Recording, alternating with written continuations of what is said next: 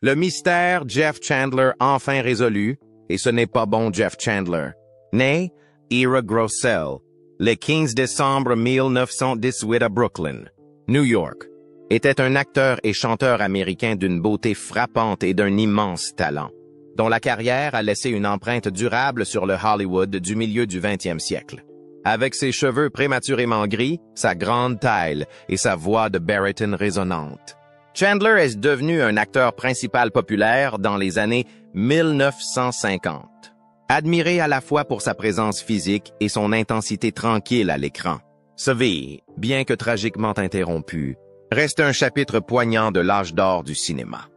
Élevé dans une famille juive de la classe ouvrière, Chandler a développé un amour pour les arts dès son plus jeune âge, malgré les difficultés économiques de la Grande Dépression. Après avoir obtenu son diplôme au lycée Erasmus Hall de Brooklyn, il s'est inscrit à l'école d'art dramatique Fegan de New York. Déterminé et assidu, il a travaillé dans le théâtre et à la radio, perfectionnant son art et jetant les bases de ce qui allait devenir une carrière prometteuse. Pendant la Seconde Guerre mondiale, Chandler a servi dans l'armée américaine, où il a été stationné dans les îles Aléoutiennes. Son passage dans l'armée n'a fait qu'intensifier son sens de la discipline et de l'engagement, qualités qui définiront plus tard son approche du métier d'acteur.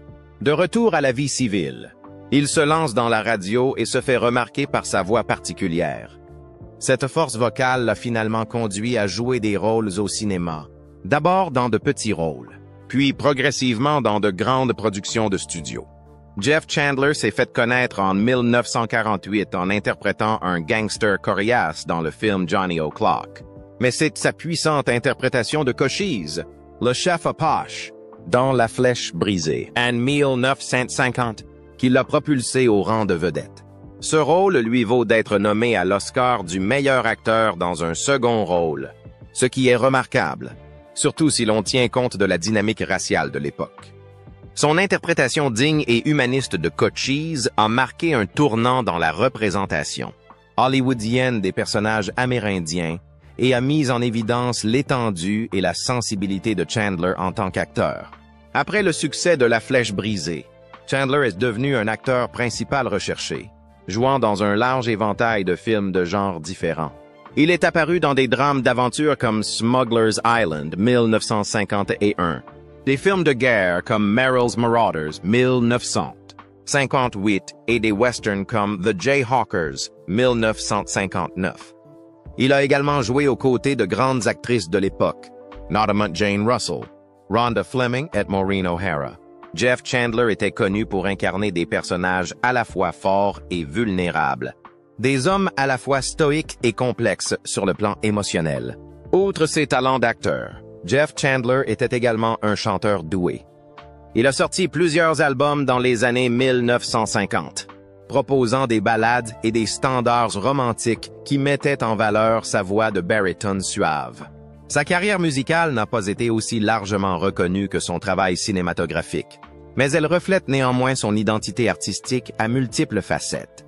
Ses enregistrements, dont des chansons comme I Should Care et All I Do Is Dream of You, témoignent d'un côté plus doux qui contraste avec les personnages rudes qu'il incarne souvent à l'écran.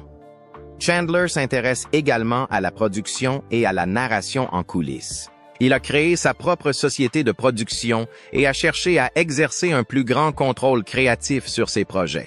Une démarche qui reflétait son désir d'aller au-delà de la simple célébrité et de jouer un rôle plus actif dans l'élaboration des récits cinématographiques. Cet esprit d'entreprise, rare chez les acteurs de l'époque, témoigne de l'ambition et de l'avant-gardisme de Chandler.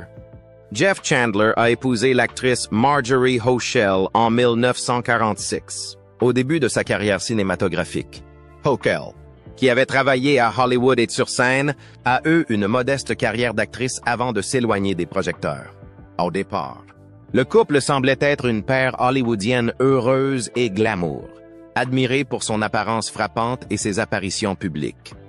Leur mariage a donné naissance à 2 filles, Jamie Tucker, née en 1947, et Dana Grossell, née en 1949.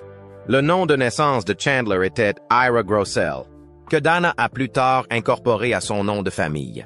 La famille s'installe à Los Angeles et, Pendant un certain temps, Chandler semble jongler avec les exigences de la célébrité croissante et de la paternité. Cependant, en coulisses, le mariage est troublé. Le couple se sépare en 1951. Et bien qu'ils se réunissent, les mêmes problèmes persistent. Ils se séparent à nouveau en 1954 et, la même année, Marjorie demande le divorce, invoquant l'échec du mariage. Elle se plaignait notamment de la fatigue chronique de Chandler, au point qu'il s'endormait en public ou lors de rencontres sociales. Quel que soit l'endroit où elle se déroulait, elle a décrit un homme tellement épuisé que sa présence était souvent définie par son absence, même lorsqu'il était physiquement présent. Les exigences de sa carrière d'acteur, y compris les heures épuisantes sur le plateau et les obligations en studio, ont manifestement eu un impact sur sa santé et sa vie de famille. Malgré leurs difficultés, Chandler et Oshel tentent à nouveau de réparer leur mariage et se réconcilient en mars 1955. Pendant cette période, Chandler continue à travailler régulièrement et reste l'une des vedettes les plus rentables d'Universal. Cependant, les retrouvailles sont de courte durée. En 1957, alors qu'il tourne le film Raw Wind in Eden en Italie, Chandler entame une liaison très médiatisée avec l'actrice et nageuse Esther Williams, une star glamour à part entière. Leur relation attire rapidement l'attention des médias et il devient évident pour sa femme que leur mariage a atteint son point de rupture. Oshel demande à nouveau le divorce à la fin de la même année, mettant fin à plus de 10 ans de mariage. Caractérisé par des efforts répétés de réconciliation, mais finalement submergé par les exigences de la carrière et les décisions personnelles de Chandler. Au cours de la procédure de divorce de 1958, de nouveaux détails sur les finances et le mode de vie de Chandler sont apparus. Il a déclaré qu'il gagnait beaucoup d'argent en tant qu'acteur de cinéma, sous contrat avec les studios Universal, pour tourner 2 films par an. Il était payé 60 000 $ par film en 1957 et 75 000 $ par film en 1958, ce qui était une somme importante pour l'époque. Au total, Chandler a déclaré avoir gagné 250 000 $ en 1957, ce qui incluait également des revenus provenant de spectacles de chant et peut-être d'autres appuis ou apparitions publiques. Cependant, il a également noté que sa richesse était fortement diminuée par diverses dépenses professionnelles. Son manager personnel, son directeur commercial et son agent prenaient collectivement environ 25% de ses revenus, et il avait des frais supplémentaires liés à son style de vie, à ses responsabilités familiales et à l'entretien de sa carrière. Malgré ces déductions, le tribunal ordonne à Chandler de continuer à verser à sa femme 1 500 $ par mois à titre de pension alimentaire temporaire. Le règlement final du divorce, en juin 1959, est financièrement substantiel. Chandler accepte de payer plus de 216 $ par mois de pension alimentaire, en plus de 500 $ par mois de pension alimentaire pour les enfants, assurant ainsi une stabilité financière à son ex-femme et à ses filles. Il a également versé un montant forfaitaire de 100 000 $ à Oshel, chiffre qui reflétait à la fois la durée de leur mariage et le succès continu de Chandler. En réfléchissant à la fin de leur mariage, Oshel a déclaré que Chandler était devenu de plus en plus absorbé par sa carrière, au point que même son temps libre était accaparé par ses obligations professionnelles. Il passait tout son temps, lorsqu'il ne travaillait pas sur un tableau, dans son bureau, dit-elle, ce qui implique qu'il n'était pas disponible émotionnellement et physiquement pour sa famille. Elle ajoute que le stress de la détérioration de son mariage lui a causé un ulcère, manifestation physique des années de tension conjugale. La vie sentimentale de Chandler après son divorce a continué à susciter l'intérêt du public. Il a été lié à plusieurs femmes du monde du spectacle, dont l'actrice et chanteuse Gloria DeHaven. Leur relation, qui s'était déroulée dans la discrétion, a été révélée dans Confidential Magazine, un tabloïd notoire de l'époque qui se spécialisait dans les scandales hollywoodiens. Au cours d'un procès impliquant Confidential, le détective privé Fred O'Tash a révélé que des détectives avaient suivi Chandler et DeHaven afin de recueillir des preuves de leur liaison, illustrant ainsi l'agressivité avec laquelle la presse à scandale poursuivait les histoires salaces, souvent au détriment de la vie privée des célébrités. Le chapitre le plus controversé de la vie personnelle de Chandler est survenu des années plus tard. En 1999, lorsque Esther Williams a publié son autobiographie, The $1 Million Mermaid.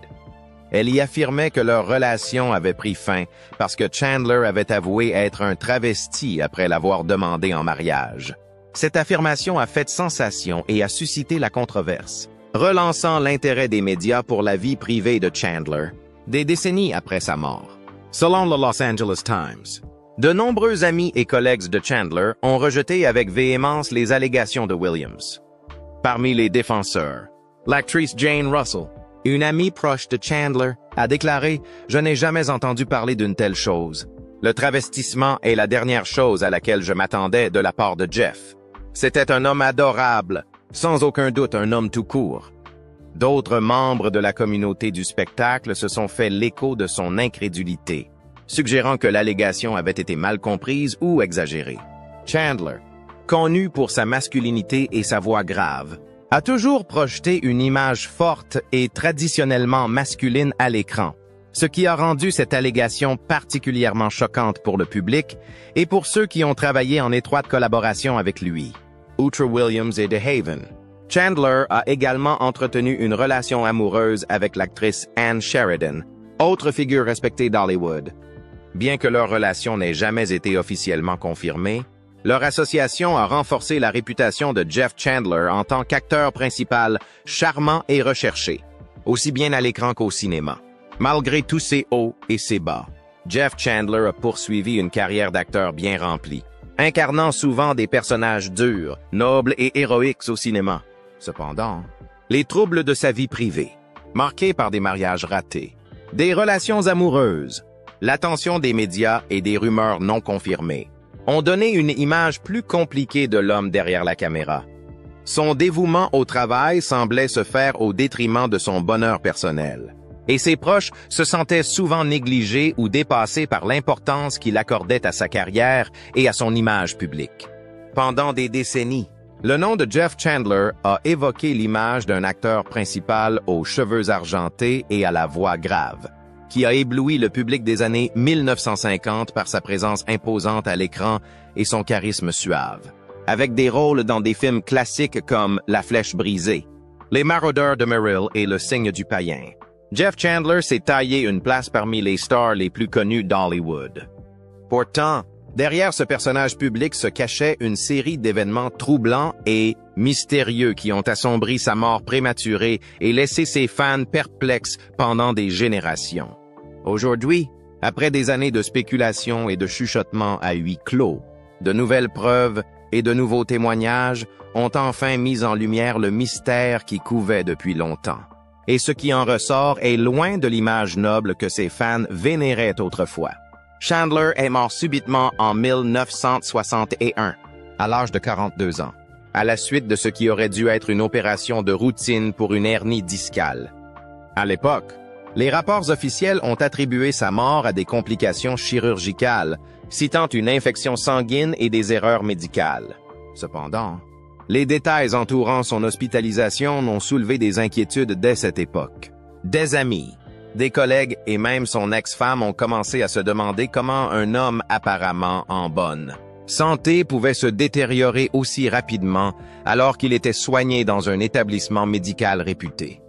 Des rumeurs de procédures bâclées, d'allergies négligées et de négligence de la part du personnel ont commencé à circuler presque immédiatement après son décès. Au centre de la controverse se trouvait l'hôpital Cedars of Lebanon de Los Angeles, où Chandler était passé sous le bistouri et n'en était jamais ressorti. Le mystère s'est épaissi avec des rapports contradictoires. Certains ont affirmé que Chandler avait été mal diagnostiqué, tandis que d'autres ont suggéré que ses réactions allergiques à l'anesthésie et aux antibiotiques avaient été grossièrement mal gérées. Dans un rebondissement choquant, une infirmière de l'époque aurait déclaré à Sammy Davis Jr. qu'il y avait eu un mouvement de panique dans la salle d'opération après que Chandler eut commencé à avoir des convulsions et des symptômes anaphylactiques. Grâce à des documents judiciaires récemment dévoilés et aux archives de l'hôpital, on sait désormais que Chandler s'est vu administrer un médicament auquel il était allergique. à savoir un médicament à base de pénicilline.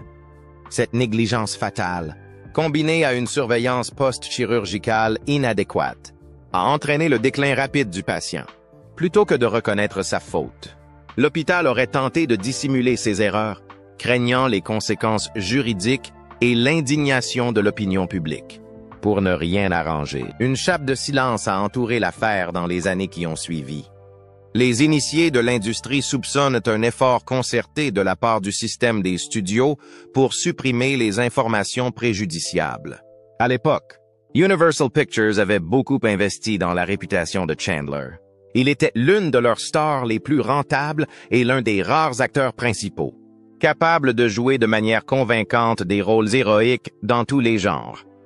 Westerns, films de guerre et épopées historiques.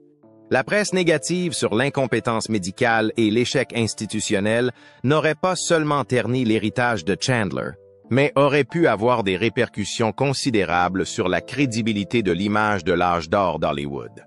Pour ajouter à la tragédie, la vie personnelle de Chandler était marquée par des tensions et des spéculations. Les chuchotements sur ses relations, les mariages difficiles et les rumeurs de liaison n'ont fait que compliquer son récit public.